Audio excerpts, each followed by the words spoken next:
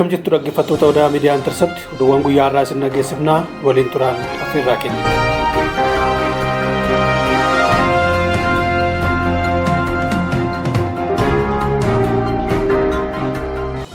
Godina Shawaa Lixaatti waraana ABO irratti tarkaanfii cimaan fudhatamuun dhaga'ame.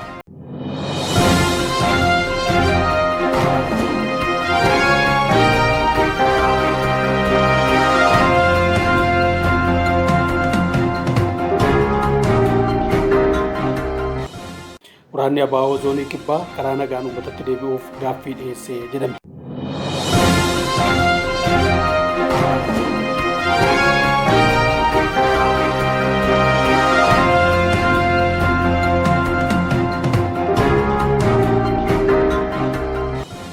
Waraanni ABO godinaalee Wallaggaa Arfanii fi Shawaa Lixaatti hedduminaan harka kennataa jiru jedhame.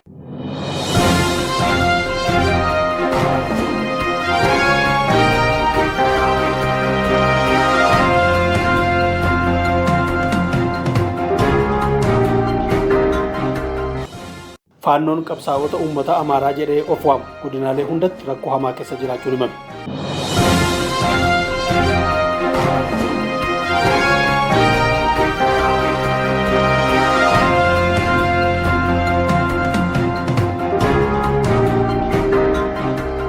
Uummanni naannoo Amaaraa mootummaa deeggaruun nageenya keenya ni deebifannaa jedhan.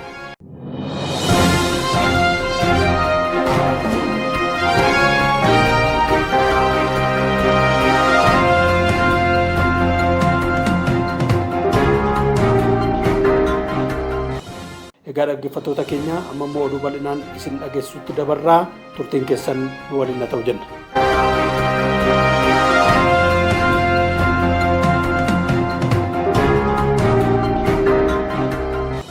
Godina Shawaa Lixaatti waraana ABO irratti tarkaanfii cimaan fudhatamuu dhaga'ame. Gareen qindoomina raayyaa ittisa biyyaa fi qaamolee nageenyaan opereeshinii gochaa jiru godina Shawaa Lixaa aanaa dandiitti waraana ABO jedhee of waamu irratti tarkaanfii hadhaa'aa fudhachuun odeeffannoowwan adda addaa ni ibsu. Mootummaan biyya bulchaa jiru waraanni ABO karaa nagaatiin akka manatti deebi'an gochuuf yaalii guddaa taasisaa turus waraanni kun garuu osoo hidhannoo dhiisuu akka hin dandeenye ibsa kennaa turuu isaa ni yaadatama. Yeroo ammaa kana garuu uummanni godinaalee Oromiyaa adda addaa waraana ABO'tiin dararri daangaa hin qabne waan nurra ga'eef mootummaan qaamota nageenyaa keenya booressan irratti tarkaanfii nuuf haa fudhatu jechuun yaada kennaa jiraachuu odeeffannoowwan adda addaa ni addeessu. Haaluma kanaan mootummaan nageenya uummataa eegsisuuf waan dirqama qabuuf waraana ABO irratti tarkaanfii keessa deebii hin qabne fudhachuu irratti argama.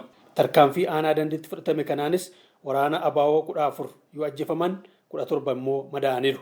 Qashii isaan uummata irraa saaman 200,000 kilaashii 15 rasaasa kilaashii 7,500 fi hidhannoo mudhii guutuu 15 galii taasifamuu odeeffannoon maddeen raayyaa ittisa biyyaa irraa ba'ee ni addeessa.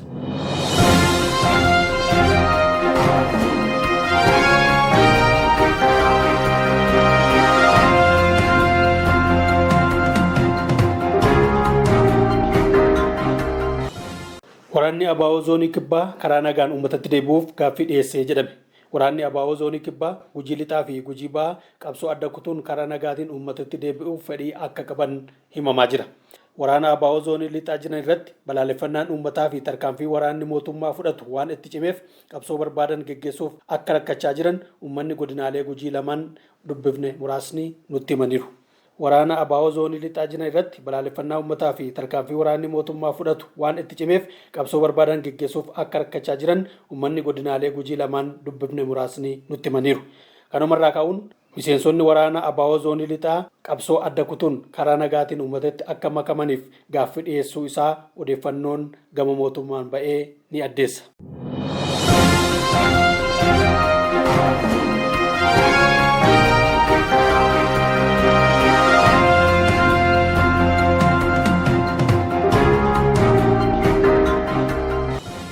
Waraanni ABO godinaalee Wallaggaa Arfanii fi Shawaa Lixaatti godina Wallaggaa Lixaa, Qellam Wallaggaa, Wallagga Ba'aa, Horroo Guduruu Wallaggaa fi Shawaa Lixaatti hojii siyaasaa fi nageenyaa cimaa sadarkaan hojjetamaa jiruun miseensonni waraanaa ABO hedduun karaa nagaan harka kennataa jiraachuu odeeffannoowwan godinaalee kanneen irraa ba'ee nu qaqqabeera. Miseensonni ABO harka kennatan tokko tokko dubbifnes yaada isaanii kennaniin waggaa 5 ol miseensa waraana ABO taanee socho'aa turre keessatti guyyaa tokkollee injifannoo yaadame argachuu hin dandeenye jechuun dubbataniiru.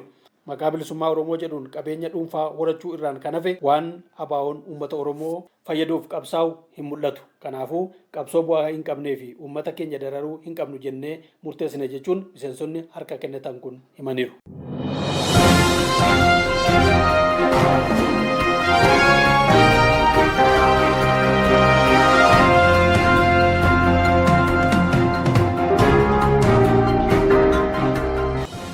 Faannoon qabsaa'ota uummata Amaaraa jedhee of waamu godinaalee hundatti rakkoo hamaa keessa jiraachuu himame.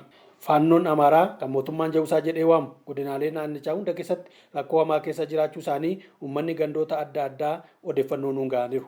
Ammaan booda qabsoon faannoo warra bosona jiranii taakkuu tokko tarkaanfachuu akka hin dandeenye uummanni Amaaraa dhugaa ba'u irratti argamu. Faannoon Amaaraa bosona jiru warra diyaaspooraa ta'anii maqaa faannootiin galii sassaabbachuu malee faannoof homaa hin goone komataa jiraachuu odeeffannoon keessoo madde ni ibsa. Warra diyaaspooraa immoo faannoon hanga ammaatti injifannoo tokkollee hin galmeessine hanga fedhe deeggaramus bu'aa buusuu waan hin dandeenyeef qabeenya keenya qisaasessuu irraa of qusataa jirra jechuun himaniiru. Haaluma kanaan abdii kutannoo hamaan faannoo bosona jiru akka quunnamee fi walqoodinsi gidduu isaaniitti uumamuun qabsoo laaffisaa jiraachuu keessa beektonni tokko tokko odeeffannoo nuun ga'aniiru.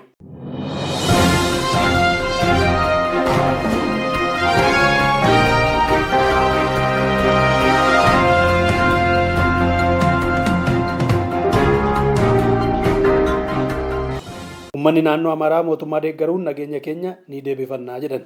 Uummanni naannoo Amaaraa godinaalee, aanaalee fi gandoota hundaa keessa jiran qabsoo faannoo irraa abdii akka kutatan himuun nuti mootummaa cinaa dhaabbannee nageenya keenya duraanitti deebi'uuf cimnee hojjechuu qabnaa jechuun dhaga'ame.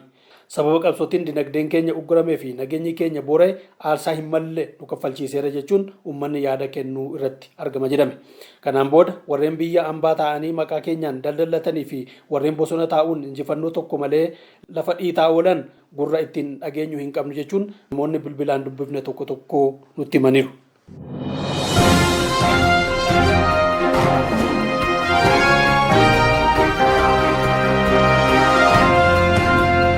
Egaa dhaggeeffattoota keenya oduun keenya guyyaa har'aa kana fakkaata. Odaa miidiyaa Intercept like, subscribe gochuu hin dagatinaa isiniin jenna. Guyyaa boriitiin oduu birootiin kan walitti deebinu ta'a. Dhagaamtu.